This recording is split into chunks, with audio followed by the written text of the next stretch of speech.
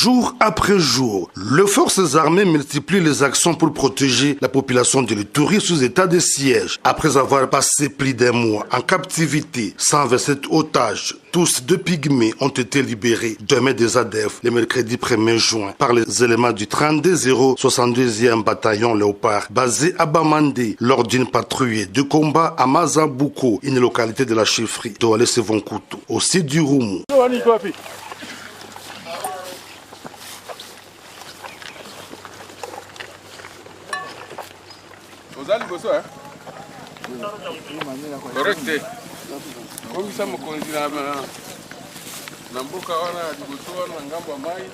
Présenté à l'administrateur militaire du Roumu ce jeudi à Bamandé lors d'une visite d'itinérance, ces premiers citoyens de la RDC, par le biais de leur chef, remercient l'armée.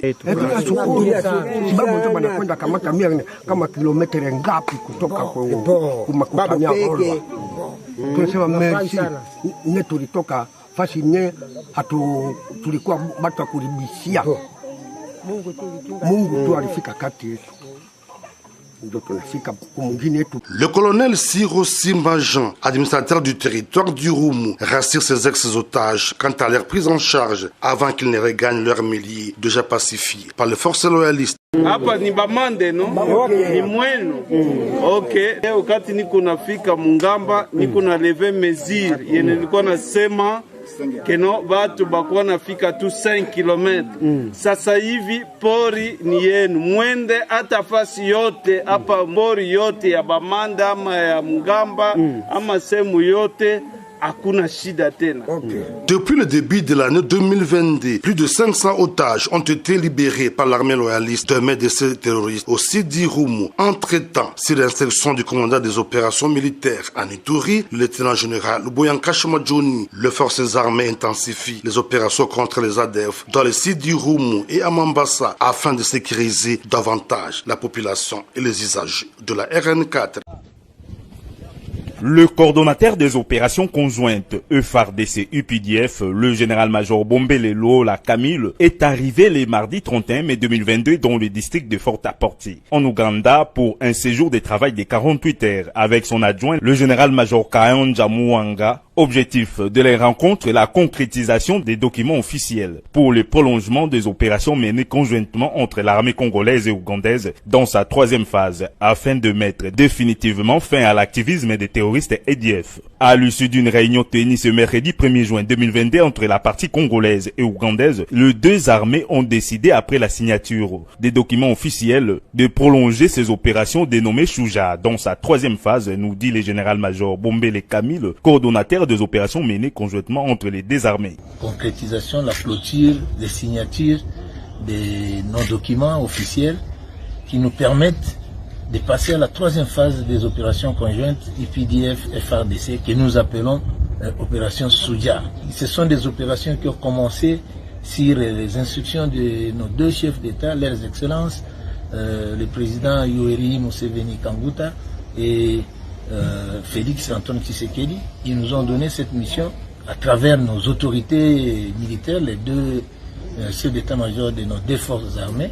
Et c'est ainsi que nous demandons aux deux populations, la population de la République de l'Ouganda et la population de la République démocratique du Congo, de nous soutenir par leurs informations, leurs appuis, pour que nous puissions déceler là où cet ennemi qui s'est disloqué en petits morceaux, en petits groupes, pour que nous puissions l'atteindre dans les derniers retranchements où ils se sont cachés. Auparavant, une marche de santé a été organisée au cours de laquelle ont pris part le décoordonnateur, le chef du district de Fort-à-Porty et tous les membres de l'état-major.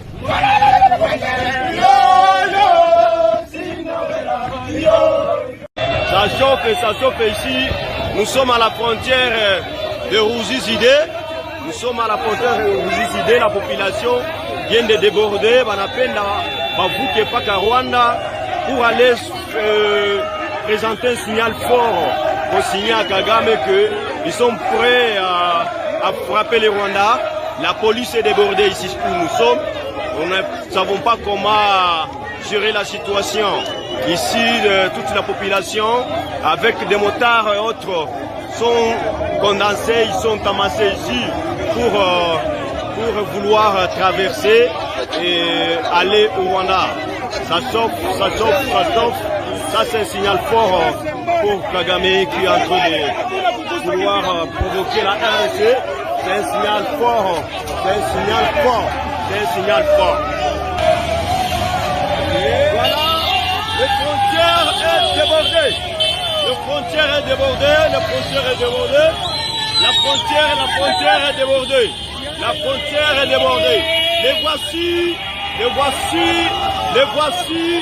voici dans la frontière. À l'intérieur de la frontière où nous sommes, ça chauffe vraiment. Ils sont là, ils prennent la direction du Rwanda.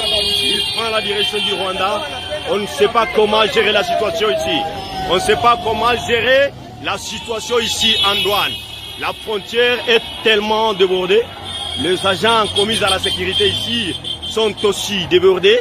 Ils ne savent pas comment gérer les manifestants qui sont venus en masse pour mettre en garde Kagame et son gouvernement. Ça chauffe vraiment, ça chauffe ici. Ça chauffe vraiment. Ça chauffe, chers amis. Voilà la police qui est là pour sécuriser les manifestants, mais vraiment ça marche pas. Ils sont tous débordés. La police est débordée. On ne sait pas comment faire ici en douane. On ne sait pas comment faire vraiment.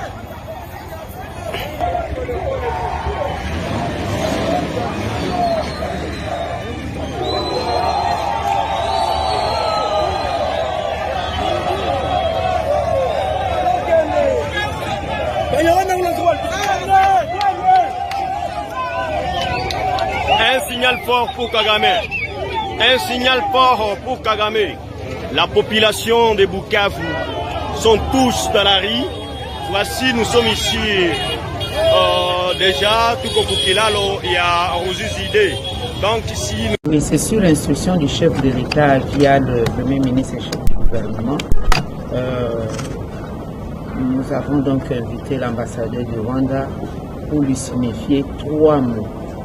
Le premier, c'est la protestation, n'est-ce pas, du gouvernement congolais face à ces phénomènes. Le deuxième mot, c'est la désapprobation. Et le troisième mot, c'est une mise en garde sévère du comportement de la République du Rwanda vis-à-vis de la République démocratique du Congo. Je pense que c'est tout. Le plus important, c'est ce que nous sommes en train de faire sur le terrain. Merci. Et quel est l'avenir des relations entre la RDC? Oui, il s'agit d'un message à remettre à Kigali concernant les turbulences actuelles dans les relations diplomatiques. Est-ce que, au regard des déclarations dernières faites par le président Kagame, vous estimez que votre présence en RDC est encore nécessaire? C'est pas à moi d'estimer, je suis un envoyé du Rwanda et je suis reçu par la RDC. C'est aux deux pays d'estimer la nécessité et la durée de ma présence. Parce que le Rwanda a déclaré que il ferait peut-être la guerre à la RDC. On se demande comment ça va se faire. Je ne sais pas, je ne connais pas cette déclaration. Excellence, vous dites combien on vous a donné les messages à remettre concrètement quand vous êtes entretenu avec les vice-premiers ministres. Concrètement, qu'est-ce que vous avez dit? Le message est destiné à la République du Rwanda, à mes autorités. Je ne peux pas dévoiler le message des autorités, à moins que la RDC dévoile le contenu. Mais moi, en tant qu'ambassadeur, je suis porteur du message. Jusqu'avant l'arrivée à destination, je n'ai rien à dévoiler. Merci, merci et bonne journée. Pardon.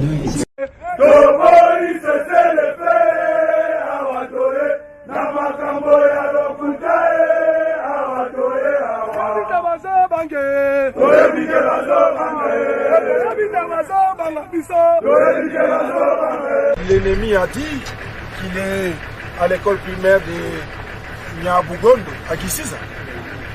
Mais je viens de vous prouver que ce ne sont que des mensonges. Les forces armées de la République démocratique du Congo sont bel et bien à Gisiza. La preuve, la voici. Nous sommes à l'école Nyabugondo de Gisiza, là où l'ennemi a prétendu être.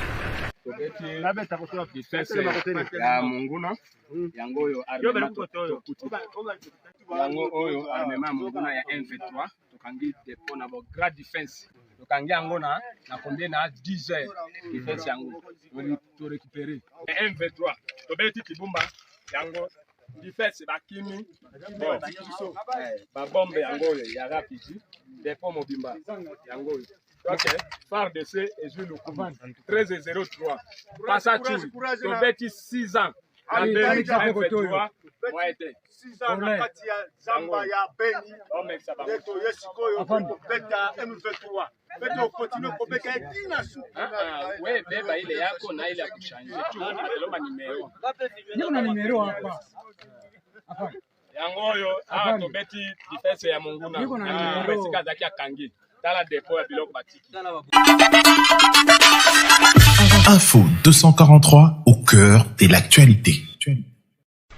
La visite d'inspection du général-major Thierry Mwami Peter, ce samedi 21 mai à Gisiza et Bunagana, vient couper court aux rumeurs selon lesquelles les M23 auraient chassé les FARDC de cette zone après les assauts généralisés et simultanés de forces loyalistes lancés vendredi contre les positions du M23. Le lieutenant-colonel Ndjike Kaiko Guillaume, porte-parole des FARDC dans la zone.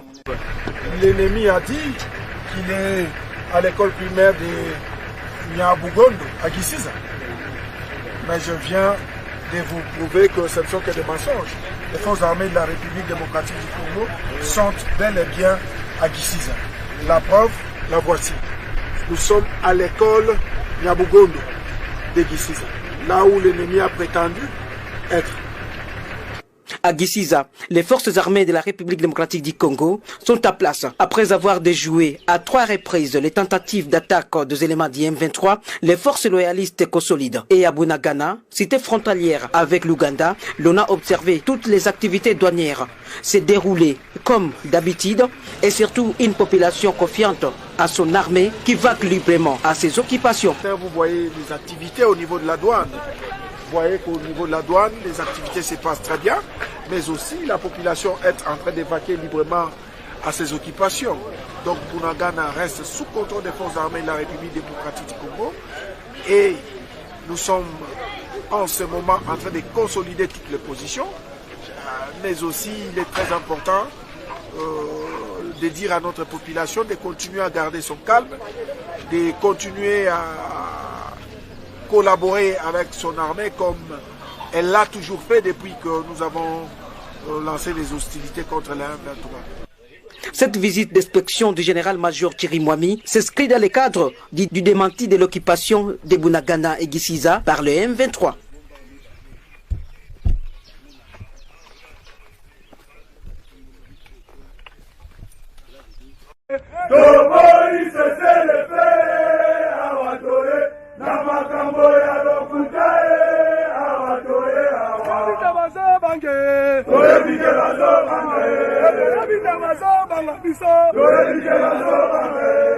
Venu de Lubumbashi en renfort, le 211e bataillon commando a reçu ce dimanche le 29 mai 2022 la visite du chef d'état-major général des forces armées de la République démocratique du Congo à Goma.